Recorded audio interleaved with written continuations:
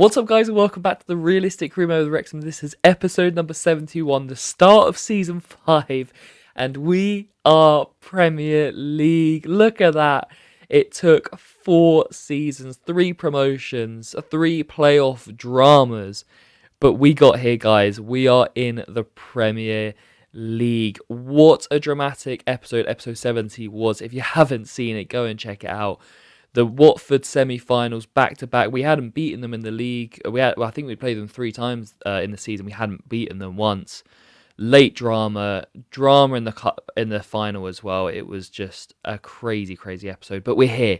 We're in the Premier League. And as we look at the board objectives, for the first time, we've got an objective where the domestic challenge is to avoid relegation. And I think that really is going to be the challenge this season. You know, we've got 4 promotions in 5 years. If you count Wrexham's promotion from non-league into League 2, it's 5 promotions in 6 years. It's going to catch up with us, and we are now in the top flight, the best division in England. This is going to be our most challenging season to date, and our team is nowhere near ready for it. So we're going to have to invest heavy, and to do that, you're going to need a good budget. And 42 million, to be fair to the board, it's not too bad. Hopefully we can sell some players on as well. So 42 million with what I have in mind isn't a bad figure at all.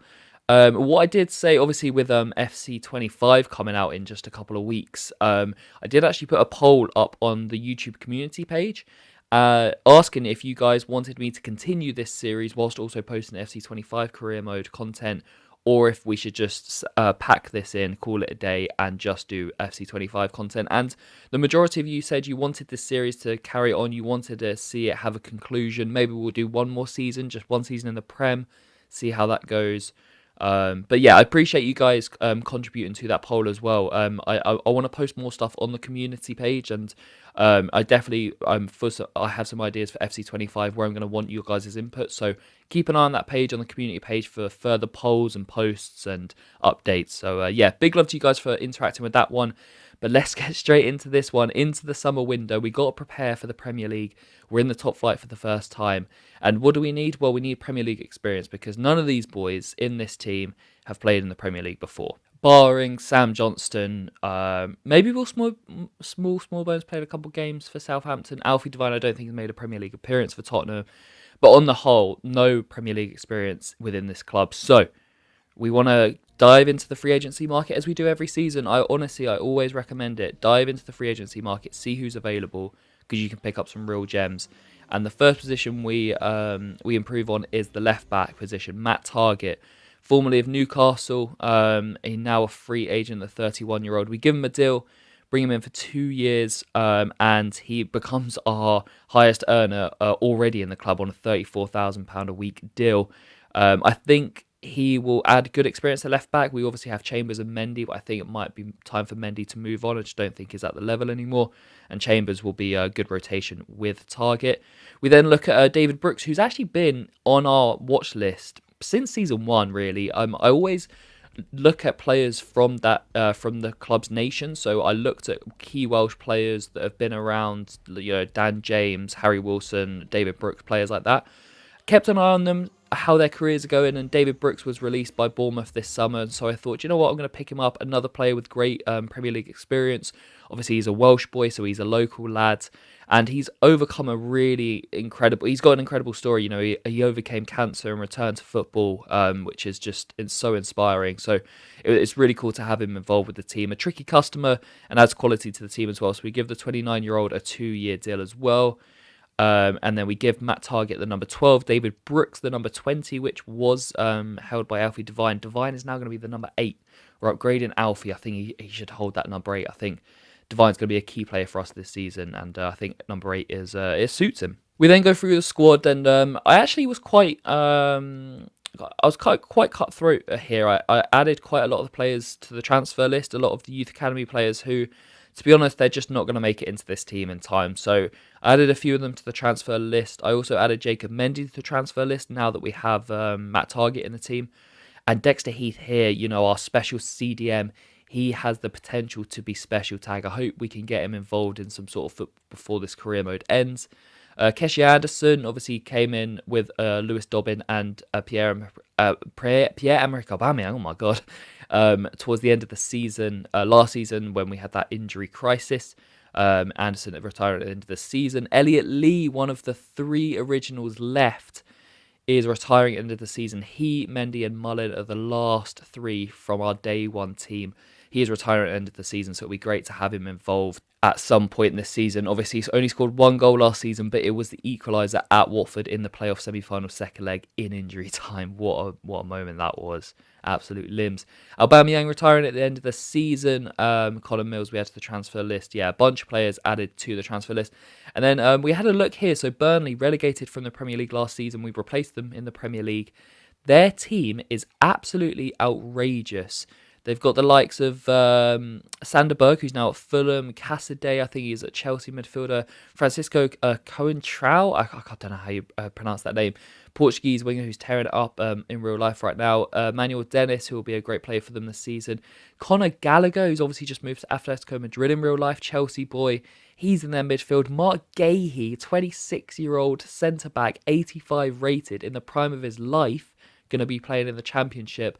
He is definitely one I've got to keep my eye on, because if we could bring him into the team, when a team goes down, you can potentially get players for a cut price deal. What an improvement he would be to our defensive line. Tanguy Ndombele, Benson Manuel, the team is just stacked. I don't know how this team got relegated. Wilson Odobert, who of course has moved to Tottenham in real life. Aaron Ramsey, the former Villa midfielder. Nathan Redmond. This team is ridiculous, and yes, somehow they are in the Championship now. I'm pretty sure this team is going to absolutely tear up the Championship this season and get promoted. So yeah, a couple of their players I'm going to keep my eyes on for sure.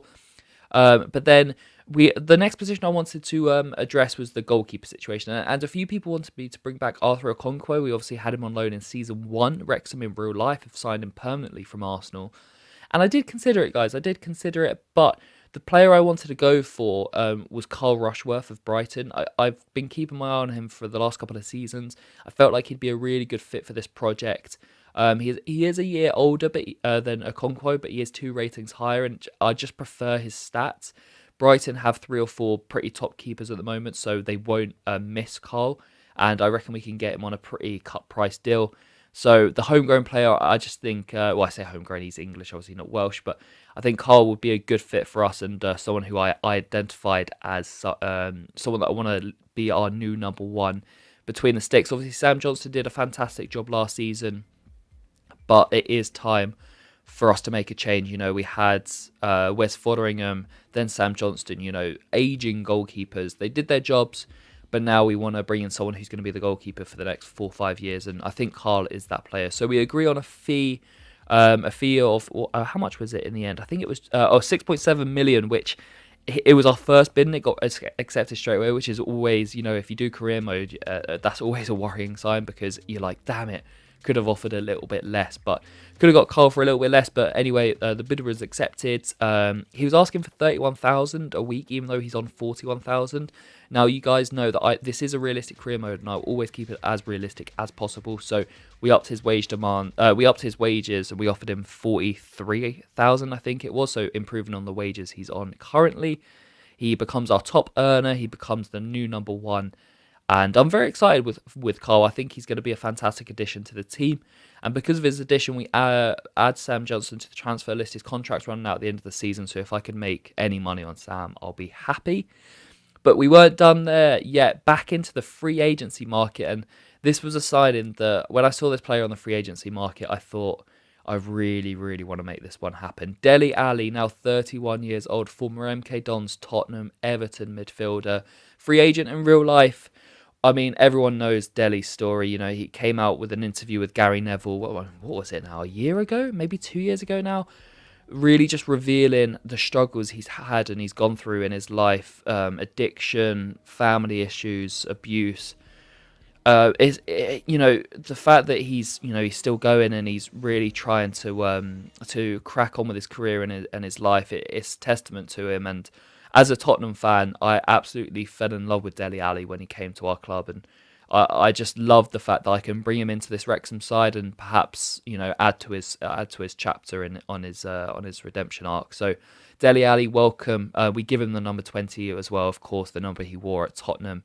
I absolutely love this deal. 36k a week. We give him the number 20, so we actually move David Brooks to the number 25.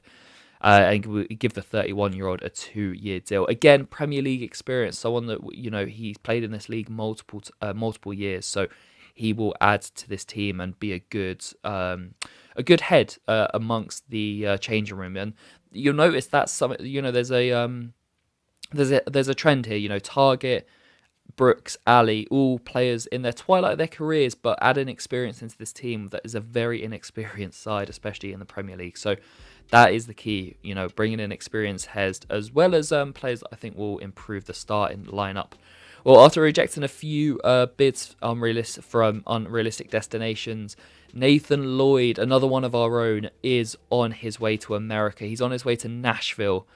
Signed for just under £900,000. Nathan Lloyd, he was our number one goalie in, season 2, I think, in League One. He was our number one at 18 years old. I thought he was going to be, our number one for the foreseeable future, but it didn't really work out. And I liked this deal. We've sold, who was it? Ryan Morris, I think, our old winger from the youth academy. We sold him to Nashville as well. I kind of like that, obviously, with the American and Canadian owners now that Wrexham have, there will be a lot of interest from American clubs in the MLS for their players. So I don't mind selling players to them. And, Nashville, we're kind of building up a little relationship with them now. They've got Morris, they've got Lloyd. And I wish Nathan all the best with his travels over there. We rejected a bid from Leicester for Dexter Heath. We have put him up for loan, but I'm not going to send him to a rival. Obviously, Leicester came up with us last season. As we look through the calendar here, we'll open up the season with a home game against Bournemouth. The Christmas period is a absolutely painful one. City, Arsenal, Liverpool, Chelsea, I think Brighton away in there as well.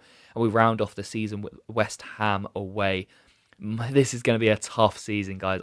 This is going to be a very, very tough one. We reject a bid from Norwich for Paul Mullin. He is not going anywhere, is he? And then a couple of bids come in for our Youth Academy graduates, which we reject. But then St Johnstone coming in for Alan Green. I actually didn't mind this one at all, keeping it kind of local. Alan, the right back, again, hasn't really materialised into anything. So we accept a bid here. We agree on a £1.25 million deal for the right back. He'll be heading to Scotland. Lloyd Thomas is heading to Huddersfield on loan, whilst Barnsley come in for Connor Mills, the Welsh striker, and we agree a £1.25 million deal for the Youth Academy graduate. You can see the theme here. We're getting rid of players here because we've got quite a big squad that just isn't going to cut it now in the Premier League, and we want to cash in on some of those players.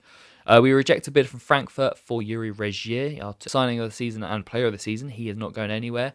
And then we identify our 5th signing of the summer window, the second one that we'll have to pay money for. Obviously, the 3 of them were from the free agency market. And I wanted to improve on the centre-back position. Obviously, we got Jacob Greaves in last season. Kwanzaa is in there as well. But I wanted someone in at that right centre-back position. And as much as I would have loved to have gone for Mark Gahey, Burnley were just asking for too much. Even though they were recently relegated, they were asking too much for the England centre-back, and I could not afford him, unfortunately. So this was another player I identified, and I actually am really, really excited about this signing. I always try and sign new players, different players that I haven't played with in previous career modes. And Ilya Zabarnyi, someone who impressed last season with Bournemouth in the Premier League. He had a really good Euros with his nation, Ukraine. In the game, he's gone to Rangers, but we're going to bring him back to England. And he's going to be our new right centre-back, partnering up with Jacob Greaves. So we splash out a club record deal for Zabarnyi's £20.5 million plus an 8% sell-on clause. Record transfer fee for Wrexham. And you look, guys, we're in the big leagues now. You can see with the wages we're giving out, he's now on 47k a week, which is our biggest earner. You can see with these players now, like even our backup left back and stuff are getting big wages. So everyone's on big wages now. We're in the big leagues. And yeah, as we run through the team here now, Alfie Devine is valued at 40 plus million. What a player he is. I think he's going to be key for us this season. As we look at the team now, Now the signings have been implemented. Zabani in at centre-back, Rushworth in goal, Matt Targett in at left-back, and then David Brooks and Ali boosting the bench. I think this team's looking strong now. One thing that I did want to improve on was the depth, because I felt like it wasn't there. And when we had that injury crisis, the players we were having to play it would not cut it in the Premier League. Let me tell you that right now. So I'm glad that we've improved the depth. We've got in some Premier League experience. I think we've brought in some sensible, some smart, some wise signings for Wrexham. Now, this was a transfer that I was actually really disappointed that it didn't materialise. Al Ittihad came in from the Saudi League for Jacob Mendy. Final year of his contract, 30 years old, 68 rated, one of the 3 OGs left, but I added him to the transfer list. I felt like it was time for him to move on. And the Saudi side, they've got players like the likes of Benzema, Kante, Fabinho. They've just signed Bergwijn and Diaby this summer. I thought it'd be a cool signing for them to make. They came in with just under £900,000 offer. We asked for 1.2 mil and they said no deal. So unfortunately, he will not be heading to Saudi. But we do agree a deal with Huddersfield for Arthur Bishop, another youth academy graduate. He'll be heading there for £1.2 million in total cash fees. Stuttgart bid for Rory Baker, which we reject. Brentford bid for Vata. He's not going anywhere, whilst Mainz bid for Koulibaly. And then Josh Meyer, I think it was Ian in the comments, suggested that he could be a long-term replacement for Paul Mullin. I just wanted to show that I am keeping an eye out on the players that you suggest, by the way. And Josh Maja is in my shortlist. I am keeping an eye on him for now. Then we have rejected bid from Burnley for Jacob Greaves. We obviously only signed him last summer. And then an Argentinian side came in for Jacob Mendy, and we agree on a deal just shy of £1 million. So Jacob Mendy does get his move, and Jacob, what a player you've been for the club. Been here since day one. You'll be heading to Banfield now to play in the Argentinian League to play out your career, the rest of your career. Aidan Harris leaves to go to Hull on loan.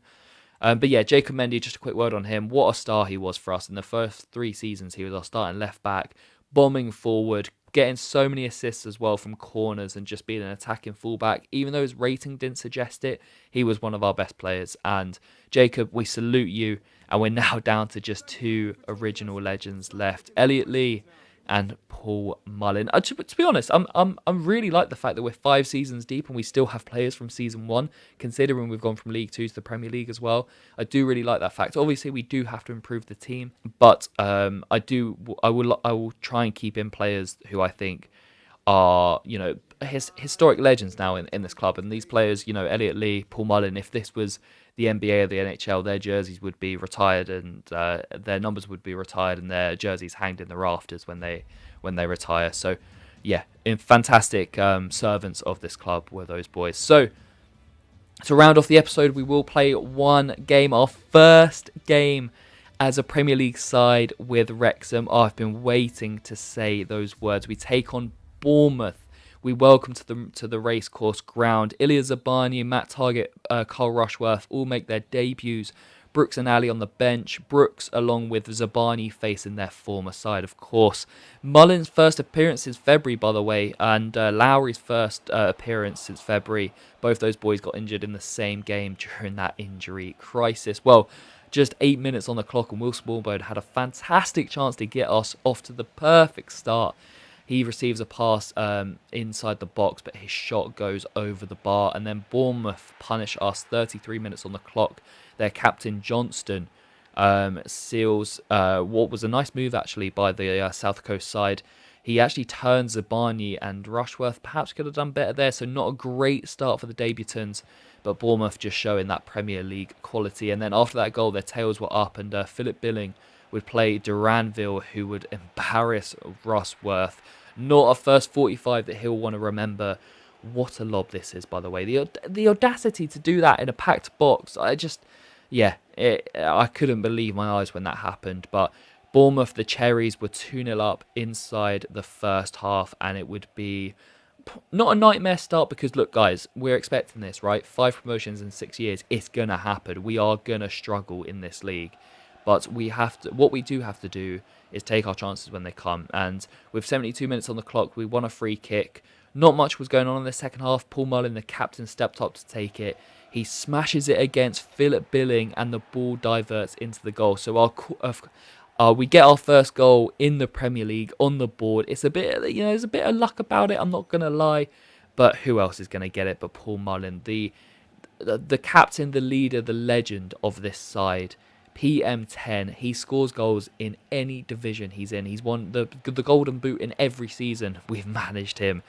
If he wins the Golden Boot this year, I will be absolutely amazed. Well, 80 minutes on the clock. What a slide tackle from Zabani, really settling into this game now. What tackle that was, by the way. He might have been at fault for the first goal, but he may have saved one there and kept us in this game. With Jewison Bennett driving down the left, he finds Will Smallbone. Men in the middle now. Will, what can you do? He finds Alfie Devine. Alfie Devine into Rocco Vata. Come on, Rocco, the boy. Now he signed with Watford in real life. I really like that he's it's cool to see him getting some game time in real life in the Championship. And he brings us level here against the Cherries, completing the comeback. And we are tied 2-2. What a first touch this is, by the way. It's slightly behind him, but he just brings it, drags it in with his right foot into his control. Smashes it past the keeper with a second touch. And we are tied from 2 down to 2-2, and Dele Alli coming on for his debut, replacing Will Smallbone, who had a big part to play in that second goal. And now we're looking to snatch the winner. Luke Chambers just subbed on. Jewison Bennett, we've got men in the middle. Paul Mullin, can he find Alfie Devine? No, he can't. Oh, God. I thought that was the chance. I thought we were going to get a chance to win it there and complete the comeback. But unfortunately, it was a good interception from the Bournemouth defender, and then Ali stops Bournemouth having a chance of their own to win this game. So the referee blows full time. First game in the Premier League for Wrexham. And, well, would you have it any other way?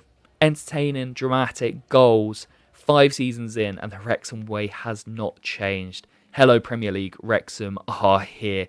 2-0 down at half-time. We draw 2-2. A real sign of a character and the desire and just the Wrexham belief that we have had in this team for these first 4 seasons. We are obviously going to concede chances. We're going to concede goals. We're playing against the best of the best in the country now. But our focus here is to limit the chances that the opposition get, and then when we get our chances, to take them.